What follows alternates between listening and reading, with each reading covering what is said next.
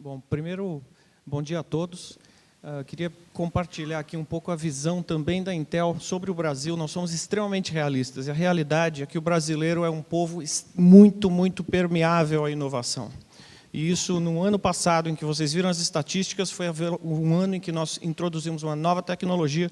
Todo mundo sabe, a cada 18 meses a Intel tem um novo produto, uma nova tecnologia, e foi uma curva de maior adoção, maior velocidade no Brasil. Por quê? Tem a ver com o dado que o Bruno apresentou.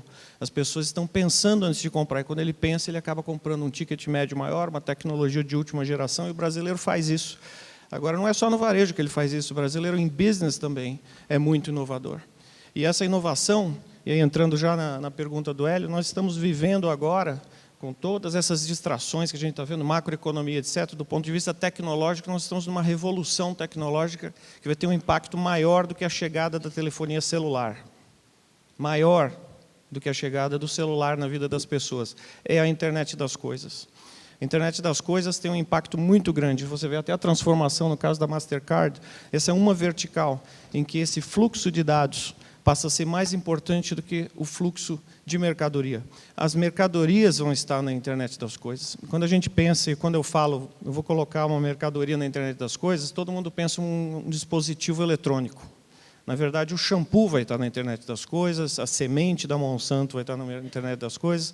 E como que isso funciona? Esses seus produtos, eles passam a ter uma pegada digital.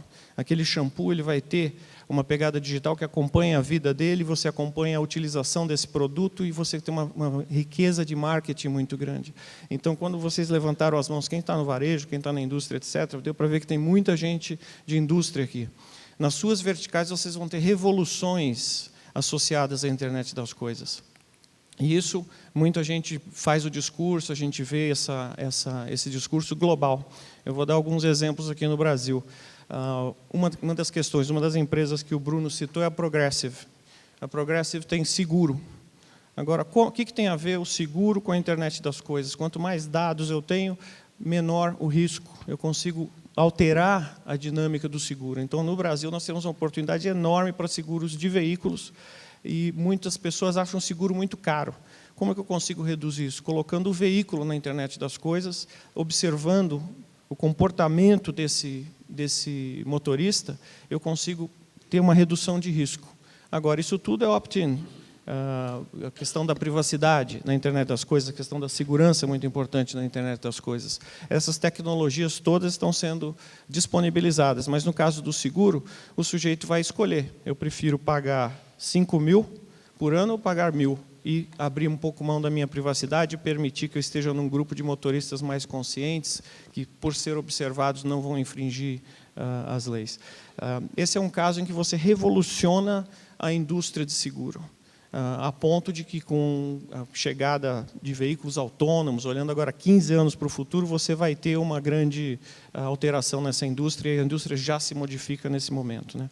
Um outro exemplo aqui para o Brasil, muita gente, ano difícil, ano passado? Sim, ano difícil. A Intel, com os nossos parceiros OEMs, nós vendemos não só uma vez, mas 2 vezes o maior computador, o maior cluster de computação de alto desempenho. Nós vendemos 2 vezes isso no ano passado, uma tremenda dificuldade. Porque o que acontece? As empresas que querem chegar na eficiência, eles precisam fazer análise de Big Data, Analytics, etc. Existe uma demanda muito grande pela computação de alto desempenho. E essas máquinas se fazem necessárias. Muitas dessas empresas não têm condição de comprar essas máquinas. São máquinas da faixa de 50, 100 milhões de euros, cada uma delas. O que nós, no Brasil, desenvolvemos? Pela primeira vez, a Intel criou um centro de inovação para vender computação de alto desempenho como serviço. Você é uma empresa menor, você compra algumas horas, usa esse computador, resolve o seu problema, sem ter que fazer o custo de capital. Isso é uma inovação que nós implementamos aqui no Brasil pela primeira vez no mundo. Então, a questão da permeabilidade da inovação. Se me deixar, eu vou falar horas e horas, porque eu sou muito otimista. Eu acho que, assim, do ponto de vista do Brasil, nós temos um potencial muito grande. Mas eu acho que o importante, mensagem para vocês, observe na apresentação do Bruno, esse tsunami digital que vem, é a questão de você surfá-lo, e esse é um momento muito importante, é um momento em que o Brasil, por estar na crise, você tem condição de colocar a lupa na eficiência e você tem condição aqui no Brasil de fazer alguns pulos digitais. Só vou fechar com um comentário na agricultura digital. O Brasil é um expoente em agricultura, nós somos o segundo GDP em agricultura, temos que ter orgulho disso, e nós temos toda a condição de liderar um mundo na agricultura digital, que é colocar a internet das coisas no campo, reduzir o custo operacional e aumentar a margem do agricultor, que já é recorde aqui no Brasil. Então, esse é um exemplo em que o Brasil pode liderar o mundo. Assim, ó, com a crise, todas as empresas estão apertando o cinto. Onde vocês acreditam que as empresas não devem deixar de investir? Eu acho que vai por aí o que você quer fazer de comentário. Então, por que não responder também a pergunta dela? Já vou responder. Até comentar um pouco da filosofia global da Intel. Quando a economia vai bem, a gente investe em inovação, e quando a economia vai mal, nós dobramos o nosso investimento em inovação. É o momento em que você vai escolher, vai trabalhar mais próximo do teu cliente, vai fazer as parcerias, até fazendo já o comercial aqui. Eu visitei, nós trabalhamos com a 3M na vertical de transporte, temos explorado potenciais nessa área, com a Magazine Luiza, o Luiza Labs, tivemos agora lá no NRF, sempre procurando parcerias para entender onde está a dor do cliente e aonde vai ser essa inovação impactante. Inovação não é invenção, inovação é quando a invenção gera lucro. Então, a ideia de você transformar e gerar o negócio, essa é uma área muito importante e é a área em que você não deve exatamente fazer os seus cortes. A ideia é justamente investir mais na inovação nesse momento, porque você pode ter um diagnóstico do paciente, olhar e falar, olha, esse diagnóstico, esse paciente vai morrer, e ficar observando e ele vai morrer. Ou você ter um diagnóstico diferente e partir para a solução, em descobrir um novo negócio. Até a transformação do Mastercard é um caso interessantíssimo, que agora focalizando mais na tecnologia do que no próprio negócio de meios de pagamento, né? Então, acho que a questão da inovação é muito importante.